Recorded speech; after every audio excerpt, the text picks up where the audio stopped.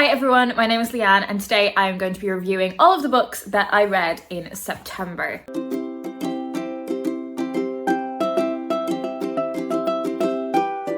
September was a super busy month for me. As you probably know, I was moving house and that took up a lot of my time in the month, and it also meant that for I think probably 2 weeks of the month, if not more, my books were all in boxes. So some of the books I'm going to be reviewing today, I actually ended up reading an ebook version or an audiobook version, but it was a great reading month. I enjoyed everything that I read in September. If you want to keep up with what I've been reading in between videos, please do go ahead and follow my Bookstagram account, which is linked down below in the description, because I'm posting a lot more bookish content on there in between videos, and I'm normally able to put up the stack of books that I read in a month before I get to reviewing them on the channel, so you're able to get a little sneak glimpse of what I've been reading. But anyways, let's get into the reviews. I read Rootless by Crystal Zara Apaya. So I liked this book and I thought it dealt with a lot of topics that I feel we should discuss more in fiction, but also just as a society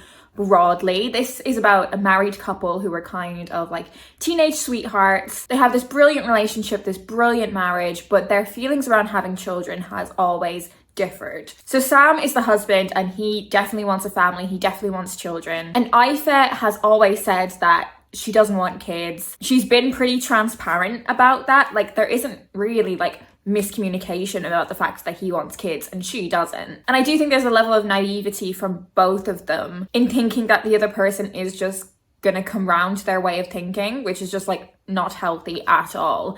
And I found myself getting really mad about this whole situation. Sam putting pressure on his wife to have kids, her family putting pressure on her to have kids, when she has been pretty clear that she doesn't want to have children. Inevitably, she does become pregnant and goes on to have a child, and you can see how unbelievably damaging this is for her. And it just made me so upset and so angry to see this happening to this woman and all of the pressures that were put on her. How her arm was basically twisted into going through with the pregnancy and becoming a mother. And I was so mad.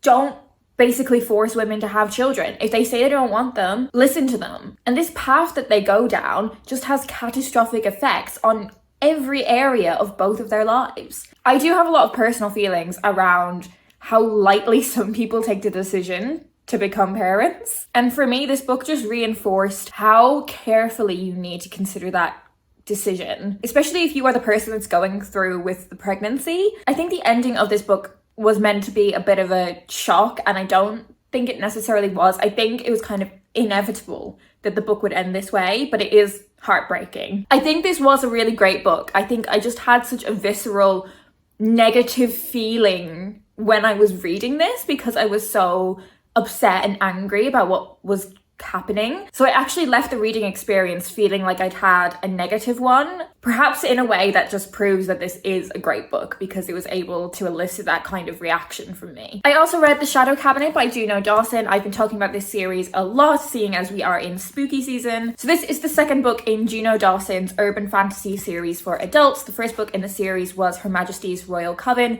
where we are introduced to this society of witches, Her Majesty's Royal Coven, who are the government department aiding the UK government in all kind of paranormal activity and also protecting the legacy and tradition of witches. I'm not a huge fantasy reader, although I do lean towards books that have witches in them. I do find witches a really interesting topic, and I think that's because often witches are used as kind of an allegory for marginalized women. And this series is very clear in its engagement with contemporary societal and political discussion. So the first book had a huge amount to do with the rise of transphobia in the UK, which we are seeing continuing. You know, the Prime Minister of the UK being so openly and dangerously transphobic at the Conservative Party conference, using trans people as a pawn in his disgusting grab for power.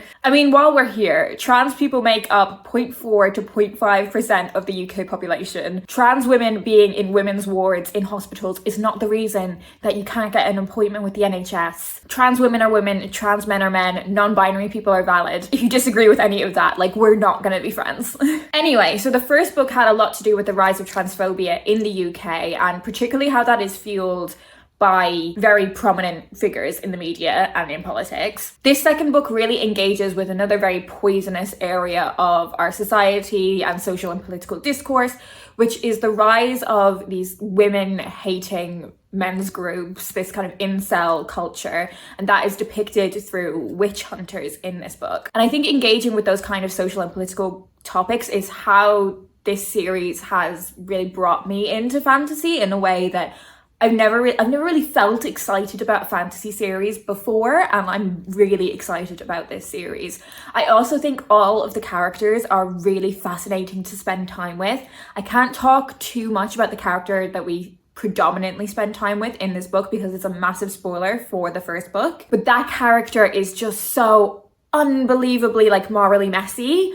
And I loved that. I think I anticipated enjoying the first book in this series, and it was such a surprise for me that I loved it as much as I did. And equally going into the sequel, I was like, am I gonna enjoy it as much as the first book? Like, I had actually sort of moderate expectations, and I was like pleasantly surprised again.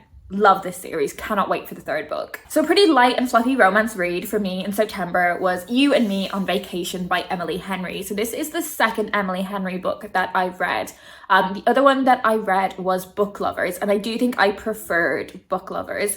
I would like to go back and read her other 3 books that I haven't read, because I do feel like her books just hit the spot. Like, I feel like I know what I'm getting with an Emily Henry book. Like, I'm just getting a good time. I'm not getting like an incredible time, but it's a good time. I am entertained. So this book is about the friendship between Poppy and Alex. So Poppy and Alex met 12 years ago. They don't really get on and they don't think they'll see each other again. 11 years ago, they end up sharing a ride home from college. And by the end of this trip home, they have forged this pact that they are going to go on vacation together. Using the word vacation is so odd to me. They decide they're going to go on holiday together once a year, every single summer. However, in the present day, we learn that the relationship between Poppy and Alex has like really fizzled out. Like, something happened on one of their vacations 2 years ago that really impacted their friendship. They haven't been going on vacation together since, and the relationship between them is quite tense. They're not really in touch anymore, until Poppy reaches out and suggests that they have another trip together,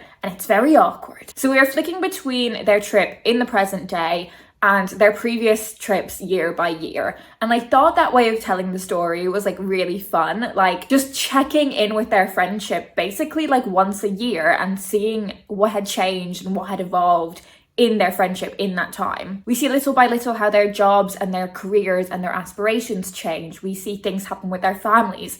We see them move in and out of romantic relationships with other people. Now, it's pretty obvious that these two people are completely in love with each other. Like, there's no will they, won't they here. Like, they obviously will. And it's incredibly obvious that they have both basically always wanted to. I don't understand that, like, at all. I don't understand if, like, you have a crush on a friend, like, just tell them. Like, okay, maybe if it was over the course of, like, 2 or 3 years, then okay, maybe I get it. But these people have been friends for 12 years. And it's not even subtle at all. Like, they are clearly in love with each other and like fancy the pants off each other. Like, it's so obvious to me. But nonetheless, I enjoyed the journey. I enjoyed the ride. The chemistry between them is sizzly, and I had a really great time reading this. Next, I have some young adult fiction. I read Shitbag by Zena Knox. This was unlike any book that I had ever read, young adult or adult or otherwise. I loved this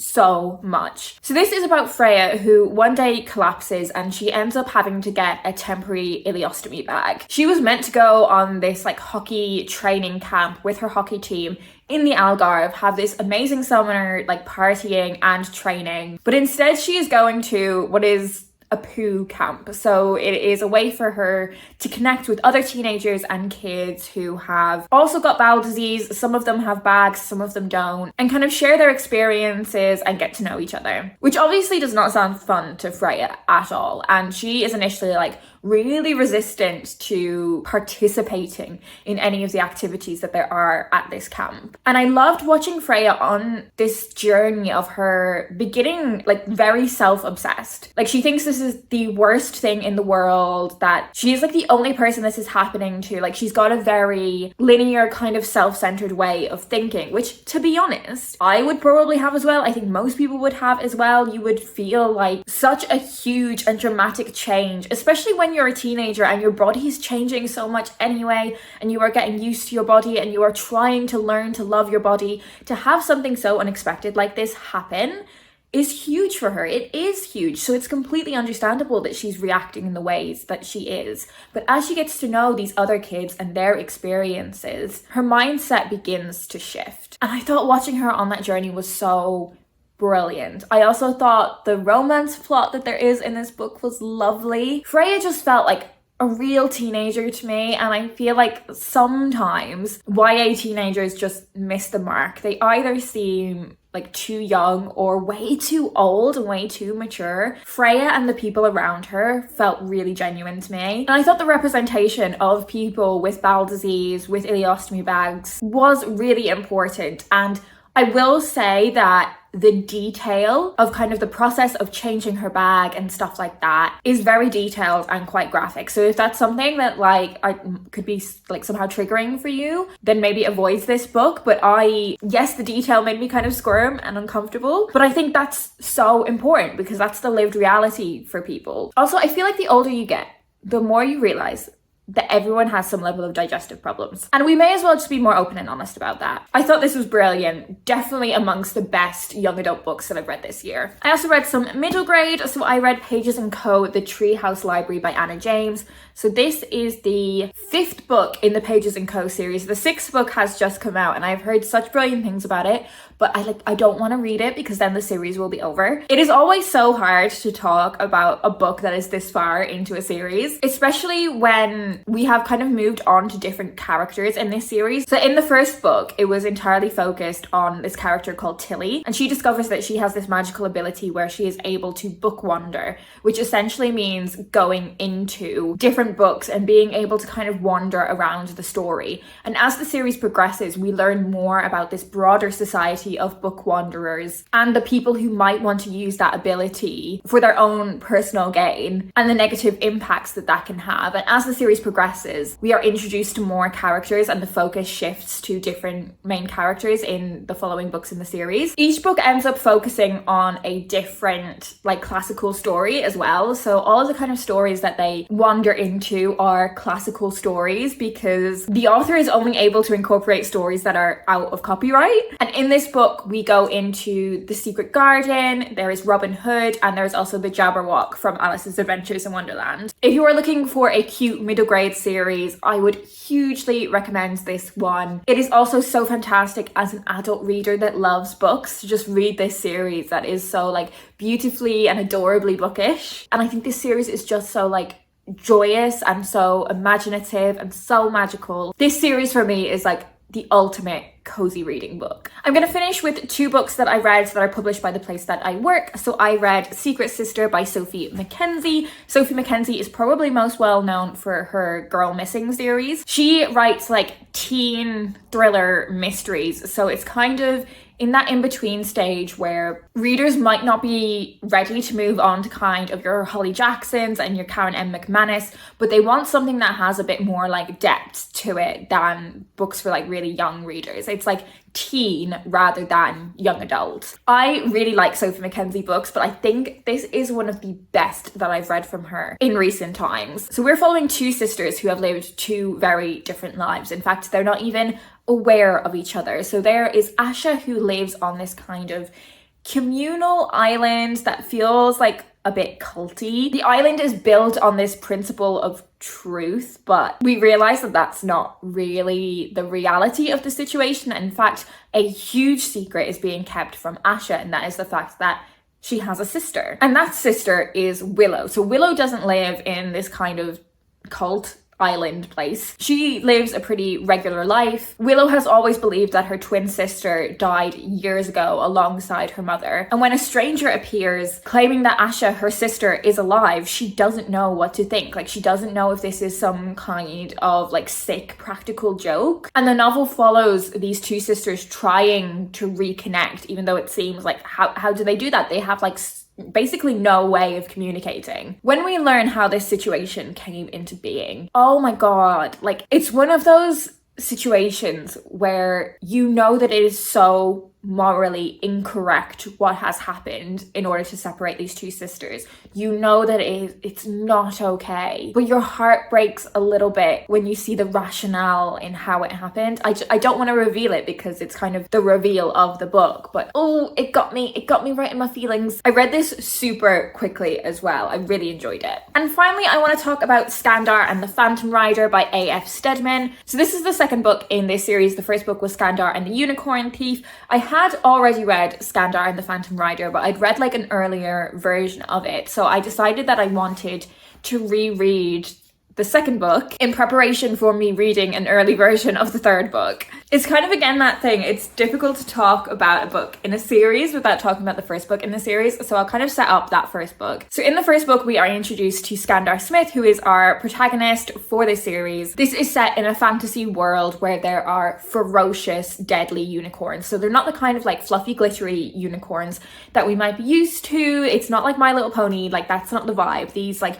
unicorns are deadly and ferocious and dangerous. And when you are old enough, you are sent to the hatchery where you find out if you are going to be bonded to a unicorn. This is a unicorn that has been like destined for you, and if you do, you go off to what is essentially like this kind of like magical training camp slash school where you learn more about how to train and connect with your unicorn and how to best use the powers that you and your unicorn have. And there are supposedly 4 elements that you can be allied to with your unicorn, so earth, air, fire, and water. But in the first book, we discover that there is a 5th element, which is the spirit element, which has been banned because it has been misused and associated with like dark magic. And guess which element Skandar ends up allied to? So in the second book, we are following on from the kind of revelation that we have towards the end of the first book and discovering more and more about that. But we're also spending a lot of time with Skandar's sister, Kenna, and finding out what the future is going to hold for her. Kenna was a character that I loved from the first book. So in the second book,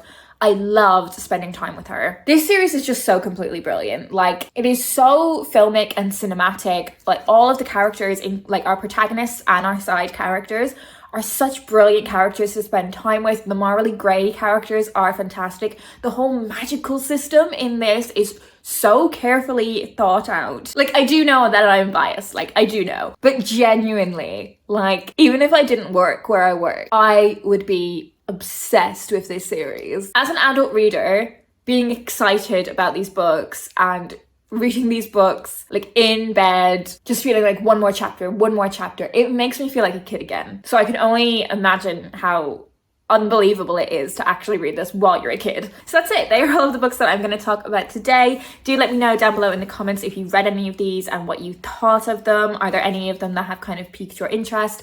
Or let me know what the best book that you read in September was. Overall, this was just a really great reading month for me. I feel like I always tend to do this. I think I kind of hit my reading groove in the second half of the year. If you want to let me know you're here but you don't have anything specific to say, leave me the sunshine emoji in honor of you and me on vacation. Don't forget to follow my Bookstagram if you would like to keep up with my reading in between these wrap-ups. That is it for me today. I hope you're doing well and I will speak to you in my next video.